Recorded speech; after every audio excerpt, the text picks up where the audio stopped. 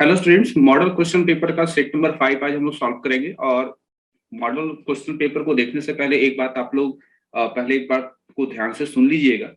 ये model question paper कोई official नहीं है, ठीक है। ये कोई ऑफिशियल नहीं है, मुझे भी कहीं ना कहीं से घूमते फिरते ये मिला है। तो कहीं इसका कोई ऑथेंटिकेशन नहीं है कि ये झारखंड काउंसिल के द्वारा निकाला हुआ है, ठीक है। तो ये इसके जितने भी क्वेश्चंस है इम्पोर्टेंट तो है, लेकिन चूंकि ये झारखंड काउंसिल से इसका कोई प्रमाण नहीं है, इसलिए आप इसको जैसे अन्य सब्जेक्ट को थोड़ा सा काफी ध्यान से देख रहे थे, ठीक है, कि मॉडल क्वेश्चन पेपर से ही मैक्सिमम क्वेश्चंस आ रहा था। तो इम्पोर्टेंट तो है, ऐसा तो नहीं कहूंगा कि इम्पोर्टेंट नहीं है, ये क्वेश्चंस आपके लिए इम्पोर्टेंट है, ठीक है। इस टाइप के क्वेश्चंस आ सकते हैं, लेकिन ये चूंकि काउंसिल से नहीं निकला है, ठीक है, काउंसिल से ये क्वेश्चंस नहीं आया है, क्योंकि आधिकारिक तौर पर तो काउंसिल से जो भी क्वेश्चंस आते हैं तो आपको वेबसाइट पे मिल जाता है, लेकिन ये किसी वेबसाइट में भी ढूंढने पे नहीं मिला। बस किसी स्टूडेंट के माध्यम से, है ना, मिलते मिलते जो है मेरे पास आया, तो स्टूडेंट ने कहा कि इसका सॉल्यूशन चाहिए, तो मैंने यहाँ पर सॉल्यूशन आपके सामने शेयर किया है। तो मेरा स्टूडेंट यही कहना है कि ये जो मॉडल सेट है वो तो देखिएगा, साथ ही साथ आप लोग जो भी अपना गेस्ट पेपर वगैरह लिए होंगे, ठीक है, चाहे एमसीक्यू का लिए होंगे, है ना, और खास तौर पर क्वेश्चन बैंक, है ना, खास तौर पर क्वेश्चन बैंक, यानी कि आप जो है क्वेश्चन बैंक जो है उस पर थोड़ा सा फोकस कीजिएगा। क्वेश्चन बैंक एटलीस्ट 4 इयर्स का, ठीक है, 4 इयर्स का, क्योंकि समय आपके पास बहुत कम है, तो हो सकता है क्वेश्चन आप देखेंगे 4 इयर्स का तो कहीं बहुत जगह उलझेंगे। तो जो भी क्वेश्चंस अभी आपको समझ में आता है ना, जो आपको क्वेश्चन का आंसर आसान लगता है, उनकी तैयारी कीजिए, क्योंकि समय कम है। ये बात मैं उन लोगों के लिए कह रहा हूं जो बिल्कुल भी कंप्यूटर नहीं पढ़े हैं, ठीक है। लेकिन जिन्होंने कंप्यूटर पढ़ा है, कम से कम 2-3 महीने से पढ़ रहे हैं या 2 महीने से पढ़ रहे हैं, तो वो लोग थोड़ा सा और मेहनत करेंगे। और जो लोगों ने बिल्कुल भी नहीं पढ़ा है, तो वो एटलीस्ट क्या करेंगे कि सारा एमसीक्यू जो है ना, सारा एमसीक्यू पढ़ लीजिए, क्योंकि एमसीक्यू 35 मार्क्स का होगा। तो 35 मार्क्स में अगर आप जो है ना, कोशिश करना है कि आपको जो है 25, है ना, 25 एटलीस्ट आप ले आइए। और बाकी जो 35 जो मेरा सेकेंड टर्म वाला होगा, उसमें से जो है कुछ क्वेश्चन अगर आप 10 भी अगर आप ले आते हैं तो आपको काफी कुछ हो जाता है, ठीक है। यानी कि 70 में अगर आप 40 भी ले आते हैं तो आपके लिए काफी है। मैं उन लोगों के लिए कह रहा हूं जिन्होंने कंप्यूटर साइंस बिल्कुल भी नहीं पढ़ा है, ठीक है। मैं उन लोगों के लिए नहीं कह रहा हूं जिन्होंने कंप्यूटर साइंस पढ़ा है। जिन्होंने कंप्यूटर साइंस पढ़ा है उनके लिए तो मैं यही कहूंगा कि 70 में उनको एटलीस्ट 60 तो लाना ही चाहिए, ठीक है। 55 तो 60 जो है उनको लाना ही चाहिए। लेकिन जो लोग बिल्कुल भी नहीं पढ़े हैं, वो अगर कहेंगे कि नहीं सर 70 में जो 60 आ जाए, तो ये तो मुमकिन नहीं है कि बिना पढ़े आप जो है 70 में 60 और 65 ला सकते हैं। खैर, हम लोग आगे बढ़ते हैं, हम लोग देखते हैं सेट नंबर 5 में क्या क्या क्वेश्चंस हैं। तो सेट नंबर 5 में क्वेश्चंस देखिए। सबसे पहला क्वेश्चन यहाँ पर पूछ रहा है कि C++ में कांस्टेंट क्या होता है। दूसरा, टर्नरी ऑपरेटर कितने ऑपरेंड के ऊपर काम करता है। तीसरा, व्हाइल लूप जो है कंडीशन कहाँ चेक करता है। फिर क्वेश्चन नंबर 4 की एरे का इंडेक्स कहाँ से शुरू होता है। क्वेश्चन नंबर 5 टेलनेट क्या होता है। क्वेश्चन नंबर 6 फीफो का फुल फॉर्म क्या होता है। क्वेश्चन नंबर 7 की what is commutative law in Boolean algebra, Boolean algebra में कम्यूटेटिव लॉ क्या होता है। अब बहुत सारे स्टूडेंट का यहाँ भी प्रश्न होता है कि सर जो है पिछले साल जो है बूलियन अलजेब्रा हमारे सिलेबस में नहीं था, ठीक है, बूलियन अलजेब्रा हमारे सिलेबस में नहीं था, लेकिन यहाँ पर क्वेश्चन देखने को मिल रहा है। तो एक क्वेश्चन अगर दिख रहा है तो उसको याद करने में क्या हर्ज है, ठीक है, छोटा सा क्वेश्चन है, उसको देखने में क्या हर्ज है। 2 लाइन का डेफिनेशन तो आप याद कर ही सकते हो, क्योंकि कुछ कहा नहीं जा सकता। हम लोग भी श्योर नहीं है, क्योंकि सिलेबस तो आपका आया ही नहीं, ठीक है, सिलेबस आया नहीं है। और क्या क्वेश्चन देगा उसके बारे में थोड़ा सा कह पाना जो है ना, मतलब पूरे भरोसे के साथ कह पाना थोड़ा सा मुश्किल हो जा रहा है। तो यहाँ पर क्या है कि जो भी क्वेश्चन आपको दिख रहा है, जो भी आपको आसान क्वेश्चन नजर आता है, वो सारे क्वेश्चन का तैयारी अच्छे तरीके से कर लीजिए, क्योंकि समय आपके पास काफी कम है। तो ये हमने देखा सेक्शन ए का क्वेश्चन, ठीक है। ये ऐसा नहीं है कि ये जो बूलियन अलजेब्रा का जो क्वेश्चन है बहुत टफ है, बहुत छोटा सा इसका आंसर है। तो कम से कम आसान आसान क्वेश्चन आप लोग देख सकते हैं। आगे आते हैं सेक्शन बी में। सेक्शन बी में देखिए क्या क्या पूछ रहा है। सबसे पहले यहाँ पर क्वेश्चन पूछ रहा है कि कंसेप्ट ऑफ इनकैप्सुलेशन, इनकैप्सुलेशन के कंसेप्ट को डिफाइन कीजिए। फिर क्वेश्चन नंबर 9 जो है ये अगेन बूलियन अलजेब्रा से, इसमें कहा जा रहा है कि मैक्सटर्म और मिनटर्म के बारे में बताइए। क्वेश्चन नंबर 10 डीबीएमएस से, जहां पर कहा जा रहा है कि डीडीएल के कुछ कमांड्स, एटलीस्ट 3 कमांड्स लिखिए, है ना, डीडीएल के। फिर क्वेश्चन नंबर 11 में कहा जा रहा है कि इस प्रोग्राम का क्या करना है, आपको आउटपुट बताना है। तो ये जो प्रोग्राम है ये एरे पे आधारित है, तो उतना जो है काफी टफ नहीं है, आसान ही है ये क्वेश्चन जिसका आउटपुट आपको बताना है। Question number 12 what is computer virus, computer virus क्या होता है। ये डेटा कम्युनिकेशन और नेटवर्किंग से क्वेश्चन है, ठीक है। और question number 13 what are different view of DBMS, DBMS के कितने व्यू होते हैं, एग्जांपल के साथ बताइए। फिर question number 14 differentiate between variable and identifier, variable और आइडेंटिफायर के बीच में क्या डिफरेंसेस है वो बताइए। इसके बाद आते हैं सेक्शन सी। सेक्शन सी में कह रहा है कि आपको जो है लीनियर सर्च के लिए एक एल्गोरिथम लिखना है। क्वेश्चन नंबर 16 कहता है सिंगल इनहेरिटेंस क्या होता है वो डिफाइन कीजिए और एक सुटेबल एग्जांपल से इसको समझाइए। क्वेश्चन नंबर 17 कहता है कि पॉलीमॉर्फिज्म क्या होता है, पॉलीमॉर्फिज्म को एग्जांपल के द्वारा समझाइए कि किस प्रकार से पॉलीमॉर्फिज्म को इंप्लीमेंट किया जाता है। क्वेश्चन नंबर 18 है डिफाइन द टर्म्स। देखिए डिफाइन द टर्म्स है नोड, क्लाइंट, नेटवर्क और सर्वर। अब चूंकि ये क्वेश्चन जो है कितने मार्क्स का है, 5 मार्क्स का। 5 मार्क्स है यानी कि आपका जो है दो क्वेश्चन का वेटेज कितना हो जाएगा, 2.5 मार्क्स हो जाएगा, ठीक है। और एक का कितना हो जाएगा, 1.25 मार्क्स हो जाएगा, एक है ना, एक का। तो इसके लिए बहुत ज्यादा आपको लंबा चौड़ा डेफिनेशन लिखने की जरूरत नहीं है कि नोड के लिए बहुत ज्यादा डेफिनेशन लिखे लंबा चौड़ा, क्लाइंट के लिए बहुत ज्यादा डेफिनेशन लिखे, ठीक है। आपको लिमिटेड लिखना है क्योंकि एक एक का डेफिनेशन के लिए मार्क्स आपको 1.25 भी मिलने वाला है। आखिरी में आते हैं क्वेश्चन नंबर 19 जो हम लोग यहाँ पर देख रहे हैं कि आपको एसक्यूएल कमांड लिखना है दिए गए टेबल के आधार पर, ठीक है। तो यहाँ पर कुछ क्वेश्चन आप देख रहे हैं, इसके लिए आपको क्या लिखना है, आपको कमांड लिखना है। तो चलिए हम लोग चलते हैं जल्दी से सॉल्यूशन की तरफ। ये है हमारा सॉल्यूशन।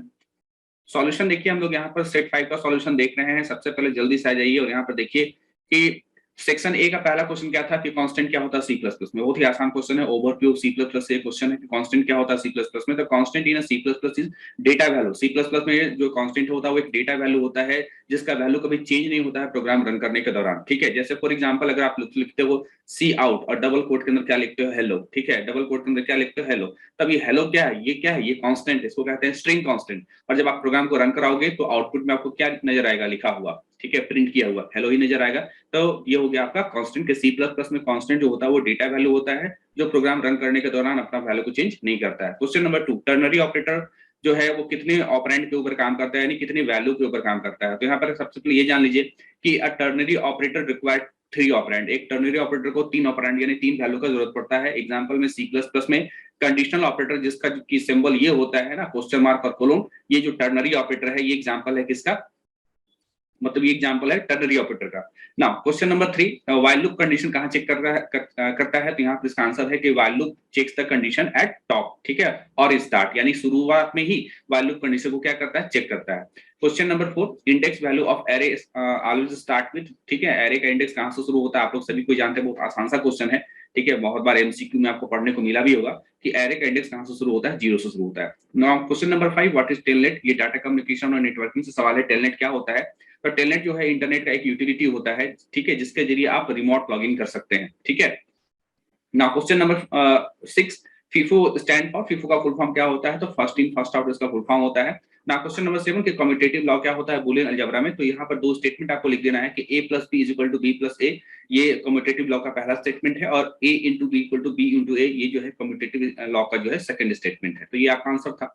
नाउ आते हैं सेक्शन बी में। सेक्शन बी में यहाँ पर कह रहा है कि define the concept of data encapsulation या सिंपली इनकैप्सुलेशन, ठीक है। इनकैप्सुलेशन का जो कांसेप्ट उसको समझाइए। तो यहाँ पर देखिए क्या कहता है यहाँ पर आपका इसके बारे में कि यहाँ पर कहता है आपका कि encapsulation is object oriented programming concept, ठीक है। ऑब्जेक्ट ओरिएंटेड प्रोग्रामिंग का एक कांसेप्ट होता है encapsulation, that binds together the data and function, जो कि डेटा और फंक्शन को आपस में क्या करता है, बाइंड करता है। दैट मैनिपुलेट द डेटा, ठीक है। कहने का मतलब है कि आप उस फंक्शन के माध्यम से उस डेटा को क्या कर सकते हैं, हैंडल कर सकते हैं, मैनिपुलेट कर सकते हैं। And that take keep both safe from outside interface. और यहाँ पर कहता है कि इस प्रकार से आप बाइंड करने से क्या होता है कि दोनों चीज सुरक्षित हो जाता है, ठीक है। क्या सुरक्षित हो जाता है आपका डेटा, एंड मिसयूज, यानी कि वो सुरक्षित हो जाता है और कोई उसको मिसयूज नहीं कर सकता, आपके डेटा को कोई मिसयूज नहीं कर सकता है। Data encapsulation led two important उप कांसेप्ट ऑफ डाटा हेडिंग, ठीक है। डेटा इनकैप्सुलेशन के चलते ही ऑब्जेक्ट ओरिएंटेड प्रोग्रामिंग में एक और होता है कंसेप्ट जिसको कहते हैं डेटा हेडिंग, वो अचीव होता है, ठीक है। डेटा इनकैप्सुलेशन से डेटा हेडिंग हमारा अचीव होता है। अब यहाँ पर देखिए डेटा इनकैप्सुलेशन का एग्जांपल कहता है कि any C plus plus program, कोई भी सी प्लस प्लस का प्रोग्राम वेयर यू इम्प्लीमेंट, ठीक है, जहां की आप इम्प्लीमेंट करते हैं एक क्लास, ठीक है। कोई भी सी प्लस प्लस का प्रोग्राम जहां आप क्लास के जरिए इम्प्लीमेंटेशन का काम करते हैं with public and private member, ठीक है। क्लास के अंदर पब्लिक और प्राइवेट मेंबर आपको मिलता है, is an example of data encapsulation and data abstraction. ये डेटा इनकैप्सुलेशन और डेटा एब्स्ट्रैक्शन पे क्या है, एग्जांपल हो गया। यानी कोई भी सी प्लस प्लस का प्रोग्राम जिसमें आप क्लास का इस्तेमाल किए हो और क्लास के अंदर पब्लिक और प्राइवेट मेंबर आपने रखा हो, ये जो है डेटा इनकैप्सुलेशन को जो है इंप्लीमेंट होता है इससे, ठीक है। यहाँ पर एक क्वेश्चन देख लीजिए, छोटा सा कोड हमने यहाँ पर लिख दिया है, hash include iostream using name study. ये जो आपका कोड है, ये कोड किस पे काम करेगा, ये code turbo C plus plus compiler पे काम नहीं करेगा, ये आपका काम करेगा कोड ब्लॉक पर, ठीक है, कोड ब्लॉक पर। टर्बो के लिए क्या लिखना होता था, डॉट एच यहाँ लिखना होता था, इस लाइन को नहीं लिखना होता है, ठीक है। तो दोनों अपने अपनी जगह पे सही है। यहाँ पर हम लोग कोड ब्लॉक के हिसाब से अगर हम लोग बोले तो अभी जो चीज लिखा वो बिल्कुल सही है, सिंटू डायोस्टीम यूजिंग नेम स्पेस एसटीडी, आपको पहला 2 लाइन ये लिखना। फिर यहाँ पर लिखता है क्लास एडर, एडर जो है वो मेरे क्लास का नाम है। और देखिए फिर इसके पब्लिक सेक्शन में क्या है, पब्लिक सेक्शन में यहाँ पर क्या बना दिया गया है, एक कंस्ट्रक्टर फंक्शन बना दिया है एडर ही नाम का, ठीक है, जिसका काम क्या है कि जो भी आई वैल्यू है उसको जीरो से क्या करना, उसको जीरो से इनिशियलाइज करना, ठीक है। मतलब आई जो है वो जीरो से इनिशियलाइज हो रहा है और फिर इसी कंस्ट्रक्टर फंक्शन का काम क्या है कि इस आई से टोटल को इनिशियलाइज करना, ठीक है, आई से टोटल को इनिशियलाइज करना। अब ये टोटल कहां से आया वो भी आपको देखना पड़ेगा, ठीक है। तो आ जाइए यहाँ पर, इसी क्लास के अंदर एक फंक्शन और है जिसका नाम है एड नाम। तो एडर जो है कंस्ट्रक्टर फंक्शन है और एड नाम क्या है, ये सिंपली मेंबर फंक्शन है। मेंबर फंक्शन तो ये भी और ये भी है, लेकिन ये कंस्ट्रक्टर फंक्शन है और ये कंस्ट्रक्टर फंक्शन नहीं है। एड नम इंट नंबर, अब यहाँ पर क्या बोल रहा है कि जो भी ये जो नंबर है ये आर्गुमेंट है ना, तो ये जो आर्गुमेंट है इसके बारे में लिखता है total plus equal to number. इसका मतलब क्या समझेंगे, इसका मतलब ये समझेंगे कि टोटल का नया वैल्यू बराबर टोटल का पुराना वैल्यू प्लस नंबर, ये इसका मतलब होता है, आप जानते होंगे, ठीक है। ये अब हम लोग आते हैं, ये इस फंक्शन के जरिए ये बताया जा रहा है कि भाई ये फंक्शन के माध्यम से ही बाहरी दुनिया जो है मेरा इस प्रोग्राम से जुड़ सकता है, ठीक है। फंक्शन के माध्यम से ही, ठीक है, आउटसाइड वर्ल्ड हम क्या हो सकते हैं, आउटसाइड वर्ल्ड जो लोग हैं वो हमसे जुड़ सकते हैं ना। यहाँ एक और कहता है हमारा कि गेट टोटल नाम का भी एक फंक्शन है, यहाँ पर ऐड नाम का फंक्शन है, यहाँ पर गेट टोटल नाम का भी फंक्शन है, इसका काम क्या है, रिटर्न करना टोटल का वैल्यू को, यानी टोटल का वैल्यू को रिटर्न करना। तो आप बार बार देख रहे हैं कि टोटल नाम का ये जो वेरिएबल है कहाँ बना, कहाँ है, ठीक है, टोटल नाम का वेरिएबल आखिर बनाया कहाँ गया है। तो देखिए यहाँ पर आ जाइए प्राइवेट सेक्शन में, प्राइवेट सेक्शन में लिखा है इंट टोटल, ठीक है। अब प्राइवेट सेक्शन में जो वेरिएबल बनता है या जो भी चीज बनता है वो क्या होता है, वो हिडन होता है, किसके लिए, आउटसाइड वर्ल्ड। तो hidden data from the outside world, तो इस प्रकार से ये क्या हो गया, ये लोगों की नजर से छुप गया। अब अगर हमको इस टोटल को एक्सेस करना है तो टोटल को एक्सेस करने के लिए हमको फंक्शन का सहारा लेना पड़ेगा। जैसे हमारा गेट टोटल नाम का फंक्शन है, हम चाहे इसका सहारा लें, ठीक है, चाहे ऐड नाम का फंक्शन है, चाहे इसका हम सहारा लें, ठीक है, चाहे हमारा ये कंस्ट्रक्टर फंक्शन है। यानी जाहिर सी बात है कि कोई भी हमारा जो प्राइवेट मेंबर होता है, प्राइवेट मेंबर को आप केवल फंक्शन के माध्यम से एक्सेस कर सकते हैं, किसी और तरीके से एक्सेस नहीं हो सकता है। नाउ मेन फंक्शन के अंदर आते हैं, मेन फंक्शन के अंदर मैंने क्या लिखा, एडर ए, ठीक है, क्या लिखा मैंने, एडर ए। यहाँ पर एडर जो है क्लास का नाम है और ए क्या है, ए मेरा ऑब्जेक्ट का नाम है, ठीक है। तो ए नाम का हमने ऑब्जेक्ट बनाया। आप जानते हो कि जैसे ही ऑब्जेक्ट बनता है वैसे कंस्ट्रक्टर फंक्शन कॉल होता है, और कंस्ट्रक्टर फंक्शन के कॉल होने से क्या क्या होने वाला है वो आप यहाँ पर देख लो कि ये आपका क्या है, ये आपका कंस्ट्रक्टर फंक्शन है, कौन सा, ये वाला। यहाँ पर आई का वैल्यू जो है जीरो से इनिशियलाइज हो गया, यही जीरो किसको चला गया, टोटल को चला गया। दैट मींस कि जैसे ही हमारा ऑब्जेक्ट बना, ठीक है, जैसे ही हमारा ए नाम का ऑब्जेक्ट बना तो ये टोटल में क्या स्टोर गया, टोटल में जीरो स्टोर हो गया, ठीक है। किसके माध्यम से हुआ, फंक्शन के माध्यम से हुआ, ठीक है। तो आप कह सकते हो कि प्राइवेट मेंबर को कौन एक्सेस कर सकता है, फंक्शन के जरिए आप प्राइवेट मेंबर को एक्सेस कर सकते हो। नाउ यहाँ पर लिखता है ए डॉट एड नम। अब जैसे देखो एड नम नाम का फंक्शन कॉल हुआ और इसमें आर्गुमेंट क्या पास कराए हैं, 10 पास कराए हैं। तो चलो एड नम फंक्शन के पास, तो आप एड नम के पास गए, यहाँ पर 10 पास कराया गया था, ठीक है। तो यानी कि टोटल का नया वैल्यू बराबर टोटल का पुराना वैल्यू, अभी जस्ट जीरो हुआ था, और नंबर का वैल्यू कितना, नंबर का वैल्यू 10। तो यानी टोटल इक्वल टू क्या हो गया, टोटल इक्वल टू हमारे यहाँ पर 10 हो गया, ठीक है। उसके बाद हम लोग यहाँ पर जाते हैं, फिर यहाँ पर लिखता है ए डॉट एड 20, फिर से ये फंक्शन कॉल होगा, ठीक है। फिर यहाँ पर ये फिर से फंक्शन कॉल होगा। तो इस प्रकार से वहां पर क्या होगा, हम लोगों का बार बार जितनी बार फंक्शन कॉल होगा उतनी बार टोटल में क्या होगा, वो वैल्यू क्या होगा, हमारा ऐड होगा। अब यहाँ पर आ जाते हैं, यहाँ पर लिखता है cout total equal to a get total, यानी टोटल में जो भी वैल्यू आया होगा, है ना, टोटल नाम के वेरिएबल में, देखिए यहाँ पर टोटल नाम के वेरिएबल में जो भी वैल्यू आया होगा, गेट टोटल को इस फंक्शन को कॉल कराने से टोटल का वैल्यू हमको रिटर्न हो जाएगा। कहाँ पर रिटर्न हो जाएगा, यहाँ पर रिटर्न हो जाएगा, यानी कि जो भी टोटल का वैल्यू रिटर्न होगा सी आउट क्या करेगा, उसको प्रिंट कर देगा। तो ये एक क्लास एंड ऑब्जेक्ट का प्रोग्राम था जिसमें हमने पब्लिक और प्राइवेट मेंबर डाल करके रखा था, ठीक है। और सिंपल सी बात है कि अगर आप कोई भी क्लास का प्रोग्राम करते हो तो वहां पर जो है डेटा इनकैप्सुलेशन तो होता ही होता है, क्योंकि क्लास के जरिए ही, है ना, क्लास ही वो तरीका है जिसके जरिए डेटा इनकैप्सुलेशन को अचीव किया जाता है। नाउ आगे चलते हैं, नेक्स्ट टॉपिक यहाँ पर हम लोग का क्या है, explain the concept of max term and min term in के मैप। के मैप में मैक्स टर्म और मिन टर्म के बारे में बताना है, ठीक है। तो देखिए यहाँ पर फिलहाल के मैप से जुड़ा हुआ बात जरूर है, लेकिन फिलहाल आप यहाँ पर मैक्स टर्म और मिन टर्म के बारे में डेफिनेशन लिख देंगे तो आपका काम हो जाता है। जैसे यहाँ पर मिन टर्म के बारे में क्या कहता है कि a minterm is a product term in Boolean function. किसी बूलियन फंक्शन में जो मिन टर्म होता है वो प्रोडक्ट टर्म होता है, in which every element is present in either in normal और इन कॉम्प्लीमेंटेड फॉर्म। जहां पर प्रत्येक एलिमेंट जो है या तो वो आपको नॉर्मल फॉर्म में मिलेगा या फिर कॉम्प्लीमेंटेड फॉर्म में मिलेगा। इस चीज को समझने के लिए यहाँ समझिए, ठीक है। फॉर एग्जाम्पल मान लीजिए F A comma B comma C, यानी एफ एक फंक्शन है जिसमें 3 आपका जो है वेरिएबल है ए बी सी, ठीक है। ये बुलियन फंक्शन एफ क्या बुलियन फंक्शन है। Then the possible min term would be, तो जो पॉसिबल मिन टर्म हो सकता है वो ये हो सकता है वेरिएबल का गुणनफल, या तो हो सकता है एबीसी या हो सकता है एबीसी नॉट, ये हो सकता है एपी नॉट सी। देखिए ये नॉट जहां लिखा हुआ ना, इसका मतलब क्या होता है, कॉम्प्लीमेंटेड फॉर्म होता है। तो तीनों वेरिएबल का गुणनफल होगा, चाहे वो नॉर्मल फॉर्म का में हो वो सारे वेरिएबल या फिर कॉम्प्लीमेंटेड फॉर्म में हो। यहाँ पर देखिए सब कुछ लिख दिया गया है, ये सभी क्या है, ये सभी आपका मिन टर्म्स है, ठीक है। That is for n variable Boolean function there would be two the power n possible min term. अगर आपके किसी बूलियन फंक्शन में n नंबर ऑफ वेरिएबल है, ठीक है, तो total number of min term कितने बनेंगे, टू द पावर n बनेंगे। यानी अगर आपके पास वेरिएबल की संख्या 3 है तो कितने भी मिन टर्म बनेंगे, टू द पावर 3, यानी कि टोटल कितना 8 मिन टर्म बनेंगे। अब आते हैं हम लोग यहाँ पर, कहता है देयर आर यूज्ड या दीज आर यूज्ड होना चाहिए, these are used for sum of product, है ना।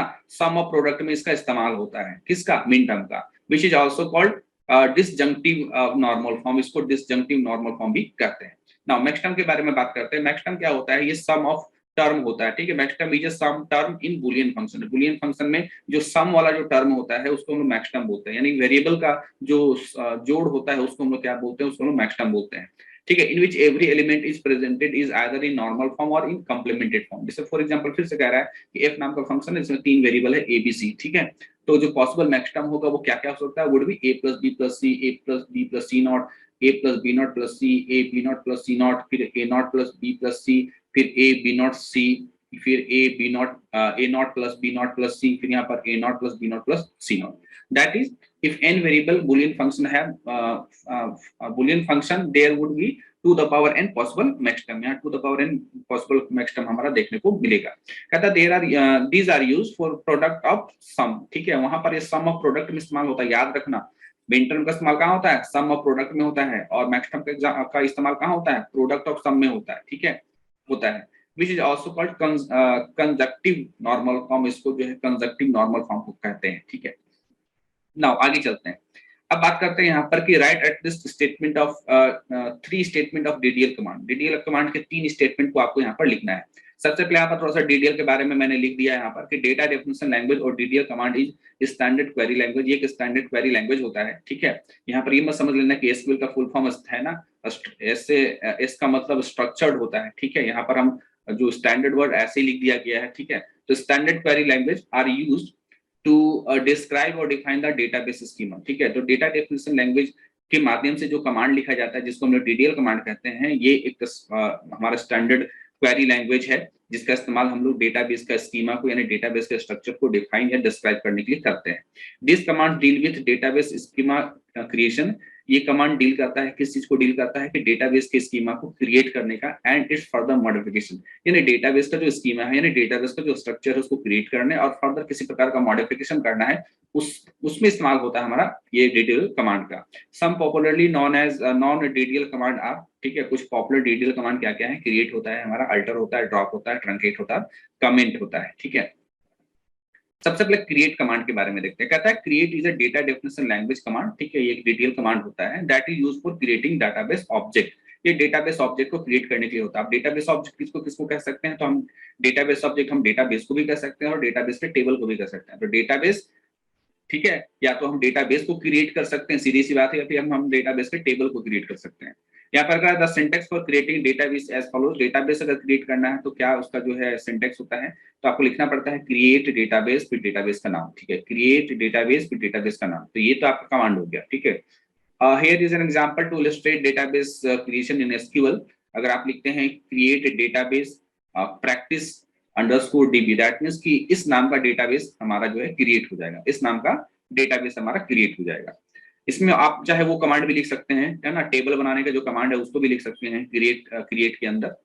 नाउ सेकंड आते हैं अल्टर कमांड। कहता है कि alter command in SQL is used to add, rename और modify, drop, delete column in an existing database table. यानी आपका जो डेटाबेस टेबल है उस डेटाबेस टेबल में अगर आपको कोई कॉलम ऐड करना हो, कोई कॉलम का नाम को रीनेम करना हो, कोई कॉलम को मॉडिफाई करना हो, ठीक है, कोई कॉलम को अगर ड्रॉप या डिलीट करना हो, तो हम लोग जो है अल्टर कमांड का इस्तेमाल करते हैं। It can further be use to add and remove various constraint. इसका इस्तेमाल हम लोग जो है किस वेरियस टाइप के जो कंस्ट्रेंट होते हैं, जो कंडीशंस होते हैं, उसको ऐड और रिमूव करने के लिए भी करते हैं। सिंटेक्स क्या होता है, ठीक है, यहाँ पर कह रहा था syntax used for altering a table in SQL by adding a new column in as follows. जैसे अगर हम चाहते हैं कि किसी टेबल में हम कोई नया कॉलम जोड़ना चाहें तो कैसे करेंगे, तो अल्टर कमांड के जरिए करेंगे कुछ इस प्रकार से। अल्टर टेबल, टेबल का नाम, ठीक है, अल्टर टेबल लिख करके जिस टेबल को अल्टर करना, जिस टेबल में चेंजेस करना, उस टेबल का नाम लिखिए। फिर ऐड लिखिए, ठीक है, ऐड लिख करके मतलब ऐड मतलब हम जोड़ना चाहते हैं, फिर क्या जोड़ना चाहते हो तो आपको बताना पड़ेगा कि आप कोई कॉलम जोड़ना चाहते हो तो उस कॉलम का नाम दीजिए, फिर उसका क्या दीजिए, उसका डेटा टाइप दीजिए।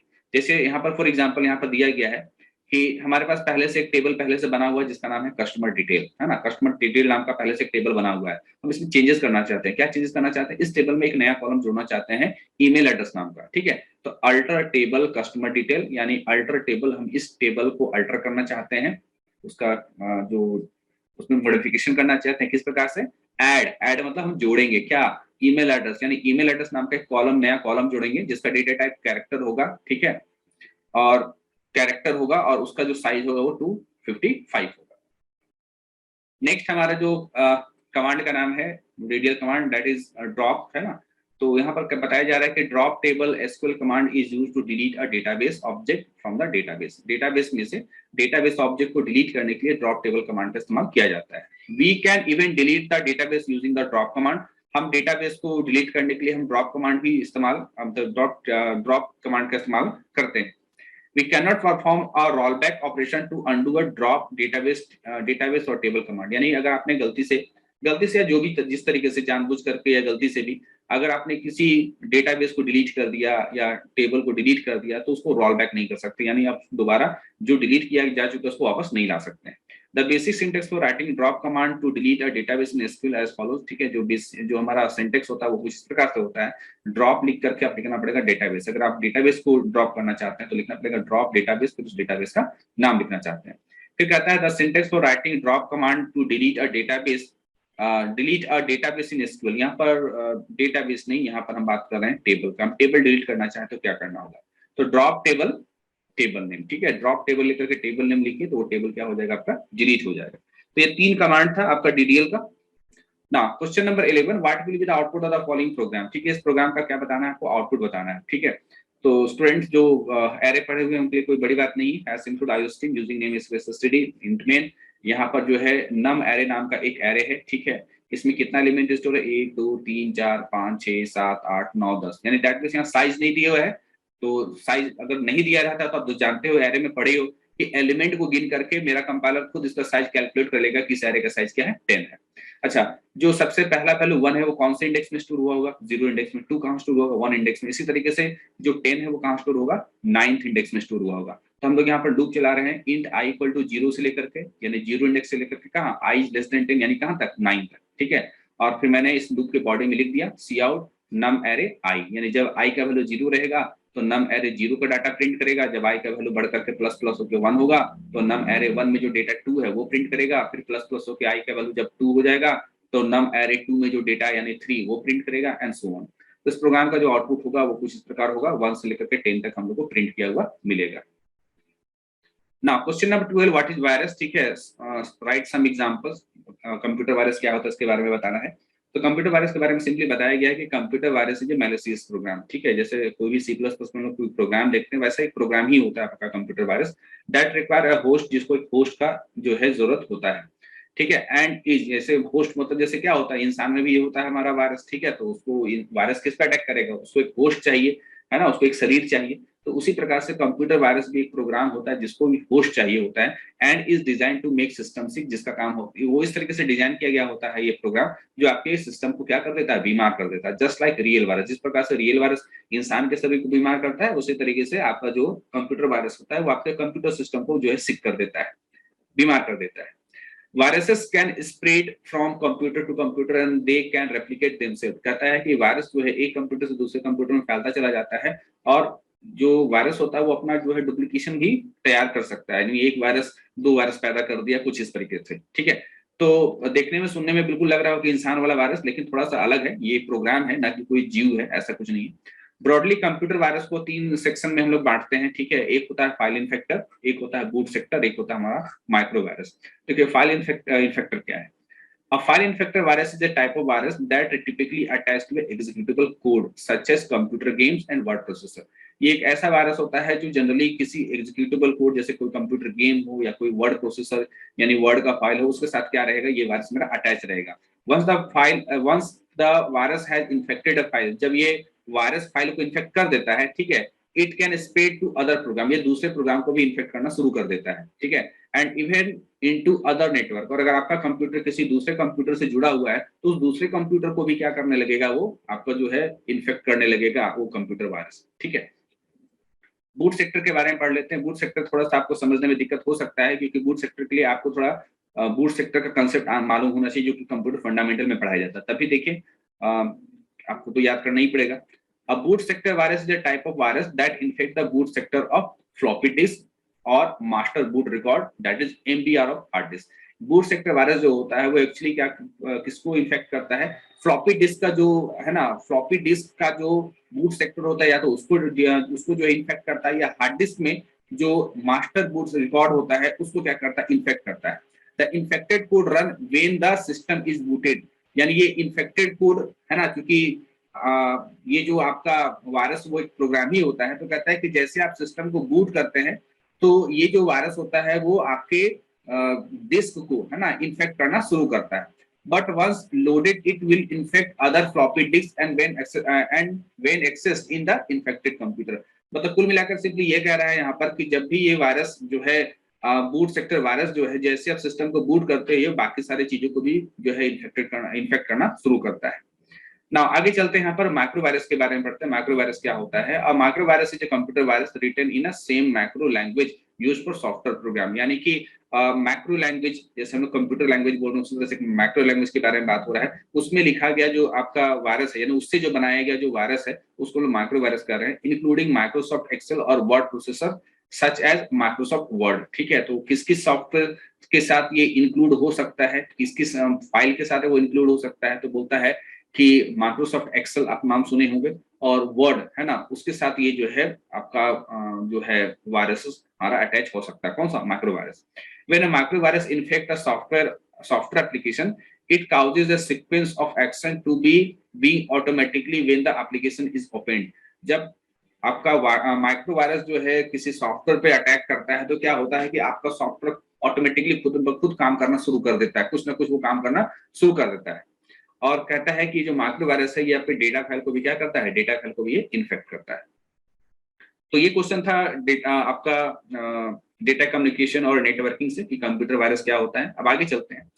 What are different view of DBMS? देखिए व्यू बोले या फिर लेबल बोले है ना, लेबल भी वही चीज होता है जो कि व्यू होता है। तो डीबीएस में जो डिफरेंट व्यू होता है, जो डिफरेंट लेवल होता है, उसको सुटेबल एग्जांपल के माध्यम से आपको समझाना है। तो देखिए व्यू जो होता है वो 3 प्रकार का होता है। एक को कहते हैं फिजिकल, है ना, फिजिकल को हम लोग कहते हैं इंटरनल व्यू, ठीक है, इंटरनल व्यू, ठीक है। और कंसेप्चुअल को हम लोग बोलते हैं लॉजिकल व्यू, ठीक है। और ये जो व्यू लेबल यहाँ एक्चुअली लिखा है इसको कहते हैं हम लोग एक्सटर्नल व्यू। तो अगर व्यू पूछ रहा है और हम लेवल के बारे में बता रहे हैं तो ठीक है, वो सेम चीज है, व्यू और लेवल क्या सेम है। जैसे बता भी दिया गया कि फिजिकल लेवल को हम लोग इंटरनल व्यू बोलते हैं, कंसेप्चुअल लेवल को हम लोग लॉजिकल व्यू बोलते हैं, और जो व्यू लेवल लिखा हुआ है, ठीक है, इसको हम लोग एक्सटर्नल व्यू बोलते हैं। तो ये तो डायग्राम है। देखिए फिजिकल लेवल जिसको हम लोग इंटरनल व्यू बोलते हैं वो एक होता है, आपका जो कंसेप्चुअल लेवल जिसको कि लॉजिकल व्यू बोलते हैं वो एक होता है, और जो एक्सटर्नल व्यू होता है वो क्या होता है, वो मेनी होता है। ये भी कभी कभी एमसीक्यू में पूछता है कि बताइए इंटरनल व्यू कितने होते हैं, लॉजिकल व्यू कितने होते हैं और एक्सटर्नल व्यू कितने होते हैं।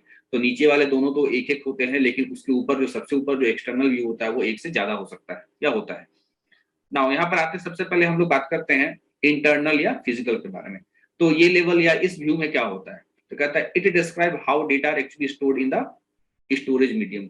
ये लेवल ये बताता है कि स्टोरेज मीडियम में डेटा किस प्रकार से स्टोर है। स्टोरेज मीडियम में जैसे अगर आपसे कोई पूछ दे बताइए सीडी में कोई गाना कैसे स्टोर है, हार्डवेयर लेवल पे जाकर के पूछे, तो हार्डवेयर लेवल पर तो आपको बताना पड़ेगा ना कि सेक्टर होता है, ट्रैक होता है, ये सब कुछ बताना पड़ेगा। तो उसी प्रकार से जो है इंटरनल लेवल में बातचीत ये होता है कि डेटाबेस में जो भी डेटा है वो डेटा एक्चुअली स्टोरेज मीडियम में किस प्रकार से स्टोर है। At this level complex low level structure are describe in detail. इस लेवल में जाकर के क्या होता है कि जो कॉम्प्लेक्स है ना, जो कॉम्प्लेक्सिटी होता है उस चीज को जो है थोड़ा सा डिस्क्राइब किया जाता है इस लेवल में जाकर के। डेटाबेस का जो कॉम्प्लेक्सिटी होता है हार्डवेयर लेवल पर, उसको जाकर के जो है थोड़ा डिस्क्राइब किया जाता है डिटेल में इस लेवल पर। अब बात करते हैं कंसेप्चुअल लेवल या लॉजिकल लेवल के बारे में। कहता है it describe what data are stored in the database. ठीक है, ये जो है आपका लेवल है, कंसेप्चुअल लेवल या लॉजिकल लेवल है, या इसको व्यू भी बोल सकते हैं।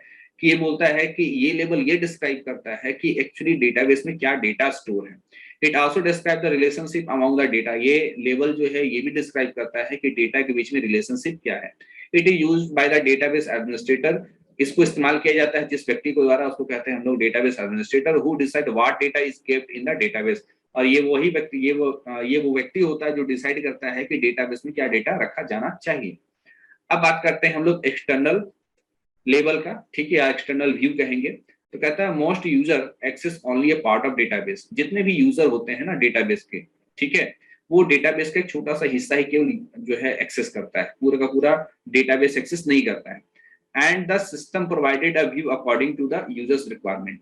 यानी यूजर को कोई जानकारी चाहिए डेटाबेस में, तो हमारा सिस्टम जो है उस यूजर के रिक्वायरमेंट के अनुसार एक व्यू बना करके दे देगा कि ठीक है, आपको किसी का रिजल्ट चाहिए, है ना, क्लास 10 का रिजल्ट चाहिए, तो ठीक है ये रोल कोड रोल नंबर डाल दीजिए तो आपको जो है इसका रिजल्ट मिल जाएगा। तो वो जो आपका एक व्यू बना करके रख दिया गया, इसी को कहते हैं हम लोग एक्सटर्नल व्यू।